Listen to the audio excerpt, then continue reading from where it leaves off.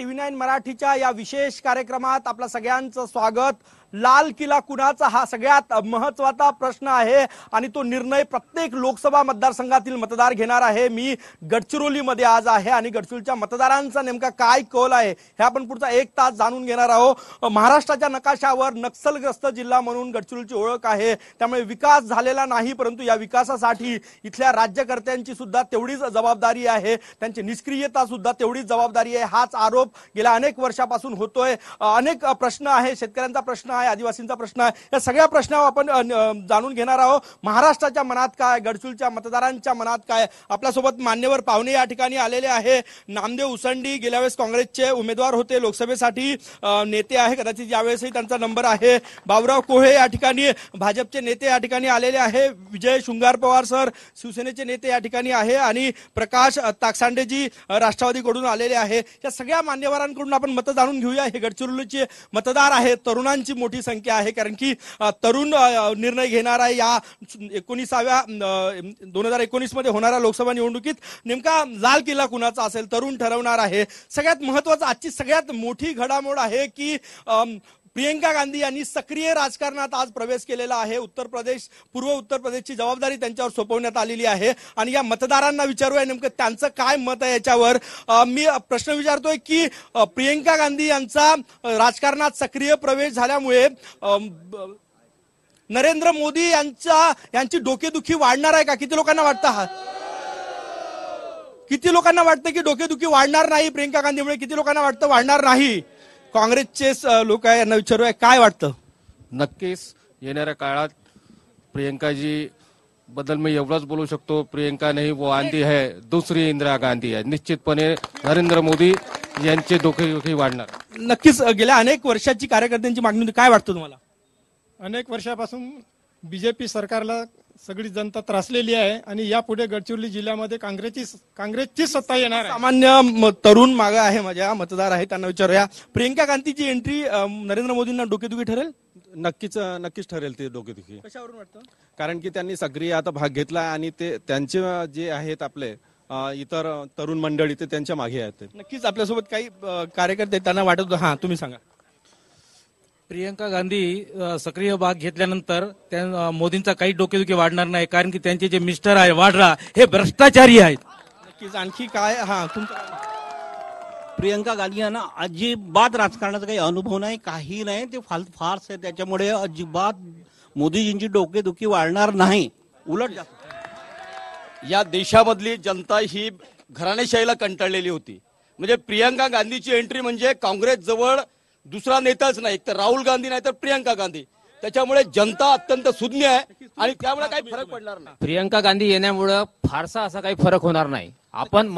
मी आपल्याला विनंती, आपण पत्रकार आहात, आपण जिल्ह्यातील प्रश्न विचारावे, राष्ट्रीय प्रश्न विचारू नये। लोकसभा निवडणूक आहे, आपण जिल्ह्यातले प्रश्न नक्की घेणार आहोत। सर नामदेव उसंडीजी, काही लोकांना वाटतंय, त्यातले बहुतांश काँग्रेसचे कार्यकर्ते की मोदींची डोकेदुखी वाढणार, काही म्हणतात की नाही, त्यांना राजकीय अनुभव नाही, घराणेशाही आहे, काय सांगणार? नेहमी काँग्रेसच्या माध्यमातून गांधी घराण्याने या देशासाठी काम केलेलं आहे। ज्या वेळेस इंदिरा गांधीजींची हत्या झाली त्यावेळेस राजीव गांधीजी या देशाची धुरा सांभाळले, ज्या वेळेस राजीव गांधीजी हत्या झाले त्यावेळेस सोनिया गांधी, आणि म्हणून जेव्हा जेव्हा देशाला गरज भासते आहे त्या वेळेस काँग्रेस पक्षाच्या माध्यमातून गांधी घराण्याचं काम देशाच्यासाठी केलं जातं। राहुल गांधी सक्षम नव्हते असं वाटतं?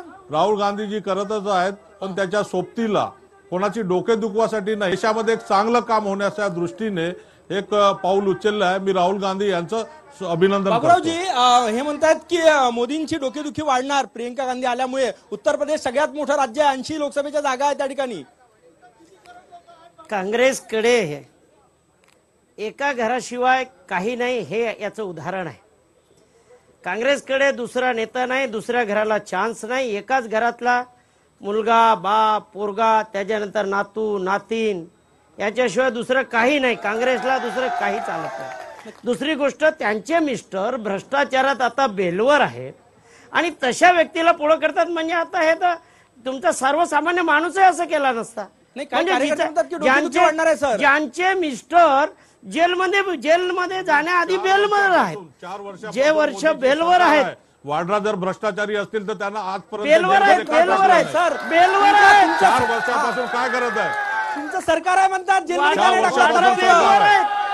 वाड्रा बेलवर आहेत. या यांच्याकडे प्रियंका काही नाही, गांधींना फक्त निवडणुका आले म्हणजे वाड्रा विनाकारणचे बेलवर आरोप या काँग्रेसवर करायचं आणि खोटे आरोप करायचे आणि सत्ता हस्तगत करायची हेच बीजेपीचं प्रकाशजी, धोरण तुम्हाला काय आहे. वाटतं? त्याला काय कुठल्याच वाटतं? राष्ट्रीय प्रकारचं सत्य राजकारणात नाही. मोठी घडामोड आहे आगामी लोकसभा निवडणुकीच्या पार्श्वभूमीवर प्रियंका गांधींचा सक्रिय राजकारणात प्रवेश झालेला आहे. राष्ट्रवादीची काय भूमिका आहे? प्रियंका गांधींच्या राष्ट्रीय राजकारणातल्या या प्रवेशामुळे देशाला एक राजकीय दिशा मिळेल. कारण गांधी घराण्याला शरद पवारांमुळे नाही मिळणार का? शरद पवारांमुळे नाही मिळणार का? स्वातंत्र्यपूर्व काळामध्ये मोतीलालजी नेहरू आणि पंडित जवाहरलाल नेहरू यांचं योगदान राहिलेलं आहे. स्वातंत्र्य नंतरच्या काळात सुद्धा नेहरूजींचं, इंदिराजींचं, राजीवजींचं आणि आता राहुल गांधी आणि प्रियंका गांधी यांचं योगदान फार मोठं या देशामध्ये आहे. शिवसेनेची काय भूमिका आहे? शिवसेनेची सर, शिवसेनेची भूमिका जाणून घेऊया. मोदीजींची नक्कीच डोकेदुखी वाढणार. शिवसेनेची काय भूमिका आहे? गांधीमुळे काही फरक पडणार नाही, कारण की यांचा अगोदरपासून त्या भ्रष्टाचारापासून इतका गाठलाय, उच्चांक गाठलाय का त्याला प्रियंका गांधी आल्यानंतर पण काँग्रेस तो आपला तो भ्रष्टाचार काही लपवू शकत नाही. नाही ऐका ना, प्रियंका गांधीची गरज नाही म्हणजे मोदींची आणि देवेंद्र फडणवीसांची डोकेदुखी शिवसेनाच वाढवतोय नाही महाराष्ट्रात. वाढत ही नाही. परिस्थिती आहे. हे विरोधी पक्षाच्या भूमिकेत असतात तुम्ही नेहमी. आम्ही या लोकांसोबत अन्याय होईल तिथं आम्ही शिवसेना त्यांच्या विरोधात जाऊ. सत्तेत राहून पण, कारण की सत्तेत राहून आम्ही लोकांच्या सोबत आहोत. राजीनामा का देत नाही लोक विचारतात? अरे काय राजीनामा का मागता? आम्ही सत्तेत आम्ही विरोध राहून काय विरोध करतो ना न्यायासाठी. वारंवार आरोप होतोय, सत्ता पण भोगायची आणि विरोधी पक्षाची भूमिका पण प्रियंका गांधी बद्दल न्यायासाठी आम्ही त्या रस्त्यावर उतरतो, लोकांसाठी आम्ही न्याय मिळवून देतो लोकांना. प्रियंका गांधी बद्दल काय वाटतं? त्यात सत्य लोकांच्या पोटात काय दुखत आहे आम्ही सत्तेत आहोत. नक्कीच प्रियंका गांधी बद्दल तरुण जे इकडे काय शेतकरी कामगार पक्षाचे काही लोक आहेत त्यांना पण विचारूया काय वाटतं. टोप्यांचा रंग सारखा आहे ना म्हणून कन्फ्युजन झालं. मी भारतीय जनता पार्टीचा नेता आहे. माझं हे म्हणणं आहे की आता राहुल गांधी पप्पू हे फेल झाले आहेत आणि म्हणूनच 3 राज्यामध्ये निवडणूक जिंकले ते 5 झाले म्हणतात लोक. फेल झाले म्हणूनच प्रियंका गांधीला आणलेला आहे. नक्कीच येतो मी. एक सगळ्यात महत्वाचा स्थानिक मुद्द्यावर एक महत्वाची चर्चा आहे की नक्षलग्रस्त जिल्हा आहे. गेल्या 32 वर्षापासून नक्षलवादाचा प्रभाव या गडचिरोली जिल्ह्यात आहे. विकास झाला नाही, परंतु यासाठी स्थानिक नेतृत्व सुद्धा तेवढंच जबाबदार आहे. त्यामुळे आपण विचारू यांना एकदा, किती लोकांना वाटतं की गेल्या 30-32 वर्षात इथला विकास झालेला आहे? गेल्या 4.5 वर्षात भाजपचे खासदार या ठिकाणी आहे, नेतेजी, विकास झाला असं वाटतं का? किती लोकांना वाटतं झालाय? किती लोकांना वाटतं विकास झाला नाही? हात वर करा. काय वाटतं? विकास झालेला नाही अजूनपर्यंत. गडचिरोली जिल्ह्याचा विकास झालेला नाही आणि रेल्वे आली नाही. रेल्वे आली नाही, रेल्वेचा महत्वाचा प्रश्न आहे. सर, विद्यमान खासदार असतात ते इथं जनतेचे प्रश्न जनता समोर त्यांच्या यायला पाहिजे. ते विद्यमान खासदार आणि आमदार त्यांच्या ऑफिसच्या समोर जाऊन बघा. त्यांच्या ऑफिसच्या समोरच रस्ता आहे, तो कसा आहे तो तुम्ही जाऊन बघा. पावसाळ्यामध्ये त्याची अवस्था काय असते ते बघा तुम्ही. आम्ही बाजू मांडू आमची. खासदार समोर पाहिजे, आमच्या खासदार आणि आमदार. आम्ही TV 9 कडून खासदारांना बोलावलं, ते आले नाही त्यांचे प्रतिनिधी. मला एक विचारायचं आहे, शेतकऱ्यांना 1.5 हमीभाव कधी मिळणार? आणि महत्वाचा मुद्दा म्हणजे ज्या प्रश्नावर बीजेपीनं विदर्भामध्ये मुद्दा निवडणूक लढवली होती, तो वेगळा विदर्भाचा मुद्दा 6 महिन्यामध्ये वेगळा विदर्भ करू म्हटले. अजूनपर्यंत त्यांनी वेगळा विदर्भ केला नाही. का केला नाही? साहेबांनी बोललं, साहेब आपले नगरसेवक आहेत गडचिरोलीचे, रस्ता नाही. खासदार विकास झाला नाही असं म्हणतात. हे सर्वसामान्य लोकांची मत आहे, हे कुठल्या पक्षाचे लोक नाहीये. हे शेतकरी कामगार पक्षाच्या लोकांना विचारतोय, विकास झाला का? काय सांगणार? विकास झालेला नाही, उलटा गडचिरोली जिल्ह्याचा विकास कमी झालेला. प्रत्येक शहरामध्ये 50-50, 40-40 फुटाचे रोड आहेत, गडचिरोलीमध्ये उलटे कमी झाले आहेत. विकास घटलेला आहे. नेते साहेबांना, नगर परिषदनं उलटा विकास कमी करून राहिले, रोड आमचे कमी होत आहे. महिला आहे इथे, महिलांचं काहीतरी मत आहे. काय वाटतं, विकास झालाय? अजिबात विकास झालेला नाहीये. विकास झालेला नाहीये, जिल्ह्याचा भकास करून ठेवलाय. काय तुम्ही काय सांगणार? महिलांचा काहीच याच्यामध्ये त्यांचं नेतृत्व झालेलं नाही आणि महिलांसाठी आजपर्यंत काहीच झालेलं नाहीये. ज्यांना विकास झाला वाटतं त्यांच्याकडे पण येतो. भाजपचेच कार्यकर्ते आहेत हे. काय वाटतं? विकास झालेला आहे. 12,500 कोटी आमचे देवेंद्र फडणवीस यांनी नितीनजींनी दिलं. आणि जे हायवे जे सुरू जे आहे गडचिरोली शहरामध्ये जे काम सुरू आहे ते हे विकासाचं माध्यम आहे. आजपर्यंत कधीच झालं नाही. जवळ 100 कोटी आपल्या नगर परिषदेला ड्रेनेज पाईपलाईन. रस्ते अतिशय लहान झालेले आहेत, त्याच्यामुळे ऍक्सिडेंटचं प्रमाण वाढणार आहे आणि याला जबाबदार नेते साहेब आहेत. विकास झाला नाही म्हणतात गेले 4.5 वर्ष. आपण भाजपचे प्रतिनिधी या ठिकाणी आहे. सर सांगा काय काय सांगणार? विकास झाला नाही असं सांगतात हे सगळे नेते. काय काय परिस्थिती आहे? हा नाही बसून घ्या, तुम्ही बसून घ्या, बसून घ्या, बसून घ्या. एक तर तुमचे खासदार आहे. विषय असा आहे, एक लक्षात घ्या, गेल्या 50 वर्षात गडचिरोली जिल्ह्याला मिळालेला निधी आणि गेल्या 4 वर्षात जिल्ह्याला मिळालेला निधी, गेल्या 50 वर्षाच्या यांच्या अपयशावर लढली, जिंकली. पण तुम्ही काय केलं ते सांगा, तुम्ही काय केलं ते सांगा, तुम्ही काय केलं ते सांगा. किती दिवस नाव घ्यायचं राष्ट्रवादी काँग्रेसचं? 12,260 कोटीचा ह्या जिल्ह्यासाठी कॉन्क्रीटचे रस्ते, रेल्वेसाठी 145 कोटी. रेल्वे आली, रेल्वेचं काय स्टेटस आहे? रेल्वेसाठी 145 बोलू दिलं पाहिजे असं नाही. एक छोटासा ब्रेक या ठिकाणी घेऊया. ही चर्चा आणखी मजेशीर होणार आहे. सगळे लोक इथले, नक्षल प्रभावित जिल्हा आहे, महाराष्ट्राच्या मनात काय, इथल्या गडचिरोलीच्या मनात काय, इथली आणखी चर्चा करूया, उत्तरं घेऊया आपण भाजपकडनं. आता वेळ झाली इथेच थांबायची. ब्रेक घेऊया छोटा. एकदा सगळ्यांचं स्वागत. महाराष्ट्राच्या मनात काय, गडचिरोलीच्या मतदारांच्या मनात काय, आपण जाणून घेतोय. ब्रेकच्या आधी आपला मुद्दा होता गडचिरोलीचा विकास खरंच अशोक नेते यांनी केला का? सर काय काय केलं, उत्तर द्या, मग मी उसंडी साहेबांकडे येतो. गडचिरोली जिल्ह्यामध्ये 12,260 कोटीचे रस्ते माननीय नितीनजी गडकरी यांच्या नेतृत्वात मंजूर झाले आहेत. त्याचे टेंडर झाले आहेत आणि कामं प्रत्यक्षात सुरू आहेत त्यांच्या लोकसभा क्षेत्रात. गडचिरोलीच्या इतिहासामध्ये पहिल्यांदाच गडचिरोलीची म्हणजे वळसा देसाईगंज टू गडचिरोली रेल्वेसाठी 145 कोटी रुपये आले आहेत आणि हे सुरू आहे. लँड इक्विजिशनचं काम सुरू आहे. त्याच्यानंतर सर्वेसाठी 100 कोटी रुपये इकडे आले आहेत. म्हणजे मंचरेल पर्यंत सर्वेचं काम सुरू आहे. एक मिनिट. पहिल्यांदाच नक्षलवादी भागामध्ये नारायणपूर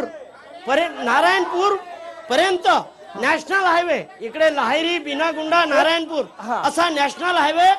सर हायवे व्यतिरिक्त आणखी काही ऐका नाही. हा विकास वडसा हा ऐकून घ्या. सिरोन आपल्या चामोर्शी जवळ जो बंधारा आहे हे आम्ही बांधलं, मंजूर करून. एक मिनिट उसंडीजी, एक महत्वाचा प्रश्न.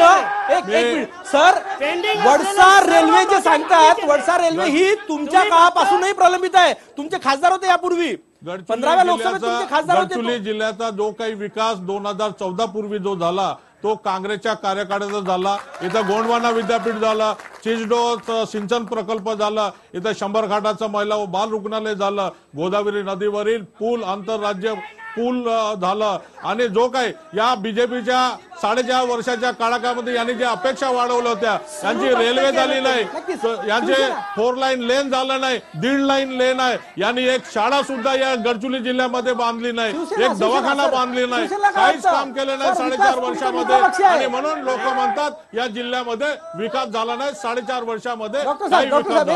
शिवसेनेचे नेते काय विकास झाला का, काय वाटतं? विकास झाला आहे.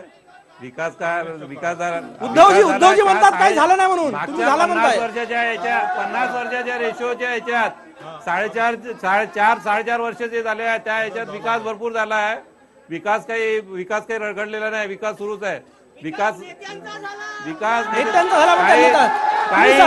काय विकास झाला का, काय वाटतं? काही 2009 ते 2014 या कार्यकाळामध्ये आदरणीय R.R. आबा पाटील महाराष्ट्राचे गृहमंत्री, या जिल्ह्याचे पालकमंत्री होते. त्यांनी जो निधी आणला तोच निधी आजपर्यंत खर्च करणं सुरू होता. हा सर, एक सेकंड सर तुमच्याकडे तासाने सर येतो. सगळ्यात मोठा नक्सल प्रभावित जिल्हा आहे देशाच्या लोकशाहीला. सगळ्यात मोठं चॅलेंज जे आहे ते या नक्षलवादाचं आहे. नक्षलवादाची समस्या कमी झाली का गेल्या 4.5 वर्षात? किती लोकांना वाटतंय कमी झाली? कमी झाली? किती लोकांना वाटतंय कमी झाली? झाली? किती लोकांना वाटतं जशीच्या तशी आहे समस्या? आतापर्यंतच सगळ्यात मोठं एन्काउंटर झालं इथे. हा, इकडे काही तरुण आहे, मी सर्वसामान्य येतो. सर्वसामान्य. हा, सुरजागड लोहखनिज प्रकल्प पोलिसांच्या बंदोबस्तात इथं लूट सुरू आहे. 200-300 ट्रका बाहेर काढत जातात. जिल्ह्यात प्रकल्प अजूनपर्यंत उभा राहिलेला नाही. नक्षलाईट जिल्ह्यामध्ये C60 गडचिरोली पोलीस खूपच चांगल्या प्रकारे काम करत आहे आणि त्याच्यामुळे नक्षल्यावर बऱ्याच प्रकारे कंट्रोल झालेला आहे. C60चा अभिनंदन आहे. म्हणजे यावर्षी देशातलं आतापर्यंत सगळ्यात मोठं एन्काउंटर त्यांनी केलं. नाही, थांबा, यांच्याकडे येतो. औद्योगिक विकासाबाबत गडचिरोली जिल्ह्यामध्ये कोणकोणत्या प्रकारचे उद्योग निर्माण झाले त्याची यादी सांगा म्हणा. नक्कीच. तुम्हाला काय वाटतं, विकास झाला? नाही, कारण ओबीसीचं आरक्षण होतं की 11% होतं, त्याच्यातही आता फॉरेस्टच्या जागा निघाल्या, त्याच्या 3 आणि 4 जागा ओबीसीच्या. आम्ही काय करणार? रोजगाराचा प्रश्न आपण घेऊन येणार आहोत. इकडे काही लोक आहेत, त्यांना विचारूया काय काय परिस्थिती आहे. नक्षलवादाची समस्या सुटली का इथली? बिलकुल नाही सुटली साहेब. नक्कीच नाही सुटली. नक्कीच. आणखी काही शेतकरी कामगार पक्षाचे लोक आहेत, त्यांना विचारूया काय काय परिस्थिती आहे. मी शेतकरी कामगार पक्षाचा जिल्हा चिटणीस बोलतो. या जिल्ह्यामध्ये केवळ माणसं मारून चालणार नाही आहे. भाजपचं सरकार असो, काँग्रेसचं सरकार असो, या जिल्ह्याच्या विकासासाठी फार असं काही झालेलं नाही आहे. या जिल्ह्यामध्ये जे 40 लोकांचं एन्काउंटर झालेलं आहे, हे सुद्धा आमचेच लोक होते. जे काल परवा 3 लोक मेले, ते सुद्धा आमचेच लोक आहे. आणि मोदींनी उगाच नक्षल कमी केल्याचं श्रेय घेऊ नये, असं आमचं म्हणणं आहे. या सगळ्यांचं उत्तर घेऊया. एक छोटासा ब्रेक घेऊया. ब्रेक नंतर भाजपच्या नेत्यांकडनं उत्तर घ्यायचं आहे आणि या सगळ्या प्रश्नांवर चर्चा सुद्धा करू. छोटासा ब्रेक. ब्रेक नंतर पुन्हा एकदा सगळ्यांचं स्वागत. महाराष्ट्राच्या मनात का हे जाणून घेण्यासाठी TV9 ची लाल किल्ला एक्सप्रेस या ठिकाणी आलेली. आपण चर्चा करतोय. ब्रेकच्या आधी सगळ्यांनी सांगितलं, बऱ्याच लोकांनी सांगितलं की विकास झाला नाही. गेली निवडणूक जी 2014ची लोकसभा निवडणूक ही भाजपनी विकासाच्या नावावर लढली होती. आता आगामी निवडणुकीत जिंकल्यानंतर विकास करेल असं किती लोकांना वाटतं? नरेंद्र मोदी विकास करेल असं किती लोकांना वाटतं? हात वर करा. किती लोकांना वाटतं नरेंद्र मोदी आगामी निवडणुकीत जिंकून आल्यानंतर विकास करेल? किती लोकांना वाटतं राहुल गांधी निवडून आल्यानंतर विकास करेल? मी परत एकदा मागे येतो. सगळे तरुण आहे या ठिकाणी, यांना विचारूया कारण की तरुणांचे मोठे प्रश्न आहे. हॅलो सर, माझा मुद्दा बेरोजगारीवर आहे सर.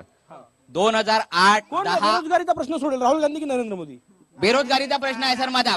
मला राहुल गांधी आणि नरेंद्र मोदीशी काही संबंध नाही. माझा प्रश्न आहे बेरोजगारीशी. 2008-10 आणि 11 असे 2-3 वर्ष सोडल्यास पोलीस भरतीशिवाय कोणताही रोजगाराचा माध्यम नाही. बँक आणि रोजगार, पोलीस भरती ह्या 2च क्षेत्र आहेत. पैसे देऊन बँकेत लागा, मेहनत करून पोलीस भरतीत लागा. हात सोडा, हात सोडा, हात सोडा माझा. हात सोडा, हात सोडा, हात सोडा, हात सोडा. हा, तुम्ही काय सांगा? सर, मी MPSCचं प्रिपरेशन करतो. 2014 पूर्वीपर्यंत राहुल गांधी की नरेंद्र मोदी? सर, आपण अध्यक्षीय लोकशाहीमध्ये नाही वावरत, आपण संसद पाठवतो. कोण दोघांपैकी कोण विकास करेल असं वाटतं? विकास सर, आता बघा, आम्ही विकास म्हणून 2014 मध्ये मोदी साहेबांवर बटन दाबून पाहिली, पण तो फेकल्या माणूस निघाला. बरोबर. नक्कीच. आणखी या ठिकाणी सर्वसामान्य तरुण या ठिकाणी आहेत. हा, तुमचा काय प्रश्न आहे? सर, माझा प्रश्न असा आहे का भाजपामध्ये सर्वात जास्त ओबीसी आहेत आणि ते ओबीसी आरक्षणासाठी राजीनामा काऊन नाही देत? नक्कीच हा प्रश्न. आणखी मी इथे तरुण मंडळी आहेत, त्यांना विचारूया की यांना काय वाटतं, राहुल गांधी की नरेंद्र मोदी? काय वाटतं सर? इथल्या गडचिरोली जिल्ह्याचा सर्वात मोठा प्रश्न आहे ओबीसीचा आणि दुसरा आहे रोजगाराचा. आम्हाला रोडवर रस्ते नाल्या पाहिजे नाही. या गडचिरोली जिल्ह्यामध्ये प्रश्न सर्वात मोठा ओबीसीचा आहे. काँग्रेस सरकारनं ओबीसीचं आरक्षण कमी केलं आणि ओबीसी आरक्षणावर राजकारण करणारी बीजेपी हे राजकारण करून ओबीसी समाज केलेली आहे. जो ओबीसी की बात करेगा वही देश पे राज करेगा. जो ओबीसी की गोष्ट करेल त्यालाच आम्ही वोट देऊ. मागील 3 वर्षापासून गडचिरोली जिल्ह्यामध्ये विद्यार्थ्यांना स्कॉलरशिप मिळालेली नाही आणि गडचिरोली जिल्ह्यामध्ये एकमेव इंजिनिअरिंग कॉलेज असलेला तरुणांचे प्रश्न आहे. राहुल गांधी नरेंद्र मोदींचं आपण बघितलं. किती लोकांना वाटतं की गेल्या 4.5 वर्षात या ठिकाणी भाजपचे खासदार आहे आणि वर नरेंद्र मोदींचं सरकार आहे, तरुणांचे प्रश्न सुटले असं किती लोकांना वाटतं? किती लोकांना वाटतं तरुणांचे प्रश्न सुटले नाही? नाही नाही नाही नाही नाही वाटत.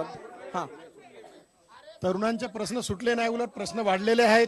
यांनी 2 कोटी रोजगार एका वर्षात देतो असं आश्वासन दिलेलं होतं, परंतु 200 सुद्धा रोजगार या लोकांनी दिलेले नाही. रोजगार निर्मितीमध्ये काय तुम्ही काय म्हणाल? या ठिकाणी रोजगार निर्मिती झालेली नाही आणि फक्त बीजेपीचे कार्यालय प्रत्येक जिल्ह्यामध्ये करून आपला विकास साधण्याचा नक्कीच आपला विकास साधला. भाजपचे पण कार्यकर्ते या ठिकाणी आहे. काय सांगा? रोजगार निर्माण झालेला नाही. काँग्रेसच्या काळामध्ये जेवढा रोजगार निर्माण झाला नाही त्या तुलनेमध्ये मोदी सरकारच्या काळामध्ये रोजगार निर्माण झालेला आहे. सगळीकडे विकासाचे कामं सुरू आहेत. नक्कीच मी भाजपच्या प्रतिनिधींकडे येतोय. कोळे साहेब काय सांगणार? तरुणांचा प्रश्न, हे सर्वसामान्य तरुण आहे, यांच्या हाताला काम हवं आहे. तुम्ही आश्वासन दिलं होतं गेल्या निवडणुकीमध्ये की 2 कोटी बेरोजगारांना रोजगार देऊ. काय झालं त्याचं? गडचिरोलीत रोजगाराच्या काय संधी आहे? गडचिरोलीमध्ये पहिल्यांदाच एक मोठा लोह प्रकल्प कसनसूर म्हणजे आपण येनापूर जवळ आहे का आपण करतोय. पहिल्यांदा गेल्या 30 वर्षात यांनी निव्वळ लोह प्रकल्प करू म्हणाले, पण आम्ही स्वतः येनापूर जवळ स्वतः लोह प्रकल्प करतोय. लँड एक्विजिशन झालंय. 108 एकर जागा घेतली आहे. जवळपास 80 करोड रुपये वाटप झाले आहेत आणि तिथं प्रकल्पाला सुरुवात होत आहे. विविध अडचणी प्रकल्पासाठी ज्या येतात त्या आहेत, परंतु पहिल्यांदा हे होत आहे. दुसरा विषय असा आहे की आपल्याला हे करत असताना दुसरा विषय असा आहे की आपल्या देशामध्ये विविध विकासाची कामं, जसं जे उद्योग केंद्रातून असेल, जिल्हा उद्योग केंद्र असेल, विविध उद्योगातून. काँग्रेस याच्या आधी काँग्रेसचं सरकार होतं, तुम्ही रोजगार दिला नाही म्हणून भाजपचं निवडून आला. आता काय रोजगाराची काय स्थिती आहे? गडचिरोली जिल्ह्यातील सुशिक्षित बेरोजगारांना रोजगार मिळण्याची संधी या सुरजागड लोह प्रकल्पामध्ये आहे. जवळपास 300 वर्ष लोह प्रकल्प भिलाई एवढं पोटेन्शियल आहे. या भाजपच्या लोकांनी हा लोह प्रकल्प गडचिरोलीला सुरू न करता पोलिसांच्या प्रोटेक्शन मधले इथला लोह खनिज चंद्रपूरला नेण्याचं काम या भाजपच्या सरकारने करत आहे. गडचिरोली जिल्ह्याला कुठलाच रोजगार दिलेला नाही. हे दुटप्पी धोरण आहे. कोनसरीमध्ये मुख्यमंत्र्यांनी 2 वर्ष अगोदर भूमिपूजन केलं, अजून 1 इंच जमीन सुद्धा तिथं हस्तगत केलं नाही आणि इथं कुठलाच रोजगार निर्मितीचा लँड घेतोय. शेतकऱ्यांचा महत्वाचा प्रश्न आहे. बहुतांश आदिवासी शेतकरी या भागात आहे आणि त्यांचे प्रश्न सुटलेले नाही. किती लोकांना वाटतं की शेतकऱ्यांचे प्रश्न गेल्या 4.5 पावणे 5 वर्षात सुटलेले आहे असं किती लोकांना वाटतं? अत्यंत कमी लोकांना वाटतं सुटलेले नाही शेतकऱ्यांचे प्रश्न असं किती लोकांना वाटतं? शेतकऱ्यांचे प्रश्न सुटले नाही असं यांच्याकडे येऊ द्या. सर, धानाला भाव कधी भेटणार हे आम्हाला विचारायचं आहे मोदी साहेबांना. धानाला भाव नाही? हो, धानाला भाव नाही सर. तुम्ही काय सांगाल? सर, 15 लाख रुपये मोदी टाकतो म्हटले, पण कोणाच्या खात्यात 15 रुपये सुद्धा नाही टाकले. हॅलो, धानाचा जो भाव होता मागील 4 वर्षाच्या काळामध्ये 2500 रुपये होता आणि मोदी सरकार सत्तेवर आल्यानंतर आज 1700-1800 रुपये धानाचा भाव झाला. महिला पण आहे, त्यांच्याकडे तो मी महिला आहे. काय वाटतं, शेतकऱ्यांच्या समस्या सुटल्या? नाही सुटल्या आतापर्यंत. नाही सुटलं काही समस्या. मॅडम तुम्हाला काय वाटतं? गडचिरोली जिल्ह्याचा अजिबात कुठलाच विकास झालेला नाही आणि इथं जेवढ्या गडचिरोली जिल्ह्यामध्ये ओपन स्पेस आहेत प्रत्येक ठिकाणी मंदिरं दिसतात, कुठलाच बगीचा नाही आणि कोणताच काही झालेलं नाही. तुम्ही काय सांगाल? सर, दारूबंदी आहे जिल्ह्यामध्ये, तरी पण घरोघरी दारू विकली जाते. दारूचा मुद्दा गंभीर आहे. तुम्ही काय सांगाल? सर, रोजगाराविषयी बोलले. 2015 मध्ये ग्राम विद्युत व्यवस्था प्रत्येक ग्रामपंचायत देणार होते, अजूनपर्यंत नियुक्ती भेटली नाही. सर, दुसरा असा प्रश्न आहे, एसटी महामंडळ मधील 10 पोरं नियुक्ती झाली आहेत, मेडिकल झाली आहेत, त्यांना अजूनपर्यंत नियुक्त्या नाही दिल्या आहेत. नक्कीच. सर, आम्हाला गडचिरोलीमध्ये मेडिकल कॉलेज आणि इंजिनिअरिंग कॉलेज पाहिजे आणि त्यानुसारच आम्हाला हॉस्टेल फॅसिलिटीज सुद्धा हवी आहे. गडचिरोली जिल्ह्यात हॉस्टेल आहेत पण काय? एक मिनिट तुमच्याकडे येतो तुमच्याकडे येतो. आणखी काही या ठिकाणी हा तुम्ही सांगा काय परिस्थिती आहे हे सगळे. नाही, गडचिरोली शहरामध्ये 100 कोटीचं मलनिःसरण प्रकल्प सुरू होणार आहे. 47 कोटी शेतकऱ्यांच्या समस्या सुटल्या का? सुटलेल्या आहे. डोक्यावर भाजपची टोपी आहे म्हणून असं सांगताय की नक्की शेतकऱ्यांना सुटले म्हणजे जल तलाव, सिंचन तलाव, तुमचं हे जे आपला चिंचो प्रकल्प हे भाजपने केलेला आहे. तर कोडगल प्रकल्पाचा निविदा निघत आहे. बहुतांश शेतकरी कामगार पक्षाचे लोक आपल्या सोबत आहे. काय परिस्थिती आहे? शेतकऱ्याचा प्रश्न सुटलेला नाही आणि सुटणार नाही. नरेंद्र मोदी नाही पाडणार, कोणीच पाडू शकणार नाही. नक्की. हा महिला शेतकरी या ठिकाणी महिला आहे. काय परिस्थिती आहे? सर, केंद्राचा हमी भाव 3,000 आहे तर राज्याचा नाही का 1750 आहे. हा का असा अन्याय झालेला आहे? 1750 रुपये आहे. आम्हाला कमीत कमी 350 रुपये हमी भाव मिळाला पाहिजे. नक्की. आणखी काही महत्वाची समस्या आहे. गडचिरोली मागास अविकसित जिल्हा आहे. शेतकरी स्ट्रगल करत आहे. काय सर यामध्ये काय आहे की आदिवासी विकास महामंडळाने जे खरेदी करत आहे 1750 रुपये हमी भाव, परंतु ती वेळीच खरेदी होत नाही आणि पूर्ण व्यापार 1250 रुपयाप्रमाणे करतात आणि प्रत्येक कुटुंबातून 500 रुपये पर क्विंटल म्हणजे एका कुटुंबाचे किमान 10 क्विंटलचे 4,000, 100 लोकांचे 4 लक्ष आणि हमी भाव मिळत नाही. हा मला महत्वाचा हा मुद्दा सत्ताधाऱ्यांना विचारायचा आहे की कर्जमाफी तुम्ही जाहीर केली पण या जिल्ह्यामध्ये रोवणे ऑगस्ट पर्यंत होतात आणि तुम्ही कर्जमाफी जी केलेली आहे ती 30 जून 2016 पर्यंत केल्यामुळे या जिल्ह्यातल्या हजारो लोकांचा कर्जमाफी पासून सुटकाच झालेली नाही आहे. भाजपचे सर शेतकऱ्यांचा 1.5 हमी भाव मिळाला नाही, कर्जमाफीचा फायदा नाही, शेतकऱ्यांचे तरुण महिला शेतकरी त्रस्त आहे. काय सांगणार? खर्च पहिल्यांदा देशामध्ये उत्पादन खर्चानुसार उत्पादनाच्या 1.5 भाव पहिल्यांदा मोदी सरकारने दिलाय. नंबर 1. नंबर 2 की कर्जमाफी, प्रामाणिक कर्जमाफी. एक मिनिट शांत राहा. काँग्रेसच्या काळातही शेतकऱ्यांच्या समस्या प्रामाणिक कर्जमाफी उत्तर घेऊया आपण. गेल्या वेळी काँग्रेस राष्ट्रवादीच्या काळात नेत्यांच्या घरात कर्जमाफी झाली.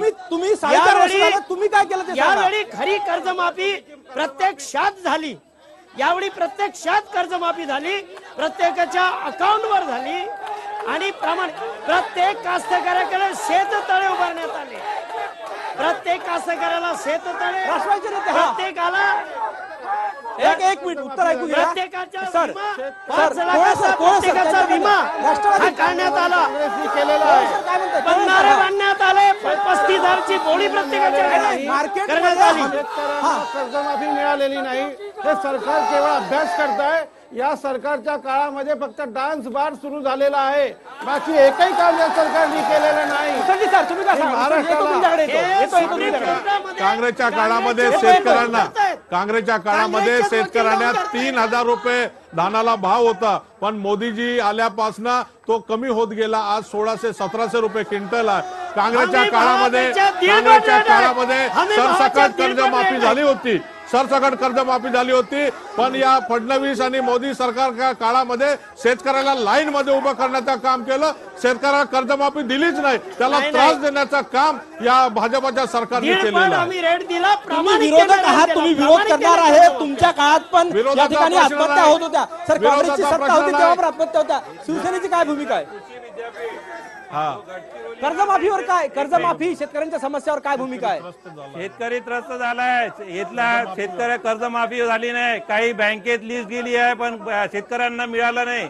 हे मी त्यांचे मान्य करतो कारण की त्यासाठी शिवसेना रस्त्यावर आली आहे. 3,000 भाव होता. 3,000 भाव रस्त्यावर आली आहे. याच्यावर हॅलो या याच्यात आणि इथला विकास कृषी विद्यापीठ जो येता सँक्शन झाला होता गडचिरोली, कृषी विद्यापीठचा मूलला हलवण्यात आला, राजुराला हलवण्यात आला. इथली मिलिटरी स्कूल आहे. मिलिटरी स्कूल आपले चंद्रपूर जिल्ह्यात नेले झाले. इथले लीडर सक्षम नाही आहेत बीजेपीचे. काही आम्ही त्याच्यावर दोषारोपण करतो की इथला विद्यापीठ भाजपचा कार्यकर्ता काहीतरी म्हणतोय. भाजपचा काय शेतकऱ्यांना काँग्रेसच्या आता आमच्या उसांडी साहेब म्हणतात की 3,000 रुपये काँग्रेसने भाव दिला. काँग्रेसने 3,000 रुपये भाव दिला नाही, व्यापाऱ्यांनी 3,000 रुपये भाव दिलेला होता. आणि त्यावेळेस 1450 रुपये हमी भाव होता, फक्त 1450 रुपये. गडचिरोलीतील एकही तालुका दुष्काळग्रस्त घोषित करण्यात आलेला नाही आणि पालकमंत्री दाखवा बक्षीस मिळवा याच्याबद्दल काय? हा नक्कीच ही चर्चा फार सर, मेडिगट्टा सारखा प्रकल्प आज तेलंगणामध्ये पूर्णतः पडून जात आहे. तर आपल्या सिंचनाची सोय आज जिल्ह्यात केलीच कोणती आहे, तर या आपल्या भाजपकडनं आपल्याला काहीच एक अपेक्षा करता येत नाही. एवढा मोठा आज महाराष्ट्रातला आपल्या जिल्ह्यातला पाणी पडून नेला जात आहे तेलंगणा सरकारनं. तर अशा नालायक सरकारला आता हद्दपार ह्या सगळ्यांची उत्तरं घ्यायची आहे. इथे काही तरुण म्हणतायत की पालकमंत्री दाखवा आणि बक्षीस मिळवा. आपण भाजपकडनं उत्तर घेऊया, एक छोटासा ब्रेक घेऊया आणि त्यानंतर पुन्हा चर्चा करूया. तर पुन्हा एकदा सगळ्यांचं स्वागत. जिथे गटबाजी आहे असा हा जिल्हा आहे आणि भाजपच्या दोन मोठ्या नेत्यांमध्ये इथे पटत नाही. पालकमंत्री आणि इथले जे खासदार आहे नेते साहेब त्यांच्यामधले दोन गट आहे. अशा गटबाजीमुळे भाजपला विजय मिळेल का आगामी निवडणुकीत? किती जण वाटतं? काय परिस्थिती आहे? काय वाटतं काका? प्रश्न असा आहे की ग्रामीण भागातील जी जनता आहे त्यांना अजूनही रोजगार मिळालेला नाहीये. दुसरी महत्वाची गोष्ट अशी, या गटबाजी तो इकडे काय वाटतं सांग? पालकमंत्री दिखाओ बक्षीस लो. जिल्ह्यामध्ये पालकमंत्री दिखाओ बक्षीस लो. पालकमंत्री हे ऐरीचे आहे. ऐरी जिल्हा करतो म्हणाले, आतापर्यंत अहेरी जिल्हा झालेला नाहीये. गडचिरोली हे क्षेत्रफळाने मोठे आहे. जेव्हा अहेरी जिल्हा रोजगारांची तोफा उभी झालेली आहे. सुशिक्षित बेरोजगारांना कुठलाही उद्योग नाही, काम नाही, नोकरी बेरोजगारीने फिरत आहेत. उपलब्ध रोजगार केले यांनी. ओबीसीचा प्रश्न आपण घेऊया. सर कोळे साहेब तुम्ही उत्तर द्या. पालकमंत्री दाखवा आणि बक्षीस मिळवा म्हणताय. सर्वसामान्य तरुण काय तुमचे पालकमंत्री दिसत नाही? असं काहीही नाही. ते अतिशय विकसनशील पालकमंत्री आहे. पालकमंत्र्यांनी नगरपंचायतीची घोषणा 12 नगरपंचायत करून घेतल्या. सिरोंच्या सारख्या दुर्गम भागाला अग्निशमन गाडी काहीतरी म्हणताय. काय म्हणलं 12 वाजेपर्यंत केलं नाही पालकमंत्र्यांनी, काही केलं नाही. पालकमंत्री अत्यंत निष्क्रिय माणूस आहे. या माणसामुळे जिल्ह्याचे नशीब वाया गेले. नक्कीच. सर, मोठ्या योजना आज आलापल्ली सारख्या शहराला मोठी पाणी पुरवठा योजना, मोठा बस स्टँड आलापल्लीला. पालकमंत्री दाखवा बक्षीस मिळवा म्हणताय. पालकमंत्री आणि विकासासाठी अत्यंत विकासशील असलेला पालकमंत्री गडचिरोली जिल्ह्याला आहे. सर एक अपयशी झालेले आहे. त्यांना पदावर राहण्याचा आता नैतिक अधिकार राहिलेला नाही. काका तुम्हाला काय? शेतकऱ्यांना जे आपल्या मध्य प्रदेशमध्ये 2500 रुपये भाव आज त्या सरकारकडून देण्यात येत आहे, छत्तीसगडला देण्यात येत आहे, पण या आपल्या महाराष्ट्रामध्ये हा 1700 रुपये भाव आहे. अशी दयनीय अवस्था शेतकऱ्यांची आहे.